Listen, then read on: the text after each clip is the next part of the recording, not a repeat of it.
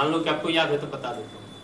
100वां सम संख्या क्या होगा, तो इसके लिए सूत्र होता है nवां पद इक्वल टू सूत्र क्या होता है a plus n-1 into D, उस पर निकालने से बन जाता है।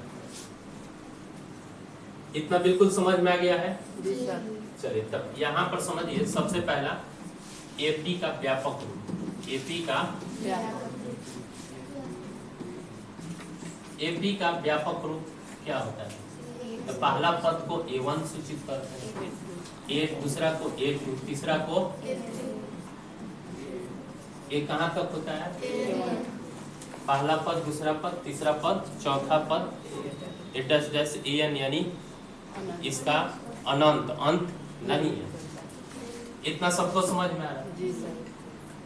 अब इसी में शुरू होता है पहला पद a, दूसरा पद a प्लस डी, तीसरा पद,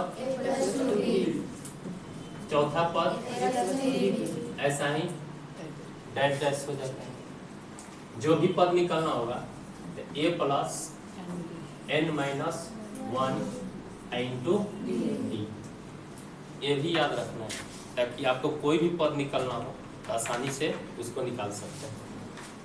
लेकिन ये पहला पद, दूसरा पद, तीसरा पद, चौथा पद, इसके बीच का अंतर को क्या कहते हैं? जो अंतर होता है इसी को बोलते हैं सार्वंतर। क्या बोलते हैं? सार्वंतर को डी से सूचित करते हैं। किससे सूचित किया जाता है? इसका सूत्र भी होता है।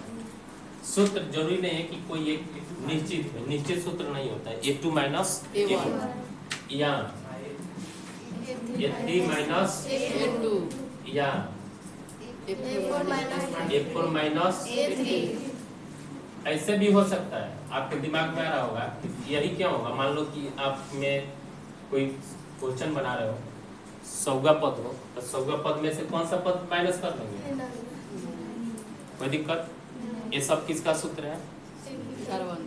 डी का यानी अंतर निकालने का। अब इसके बाद में आते हैं, इसमें सबसे अधिक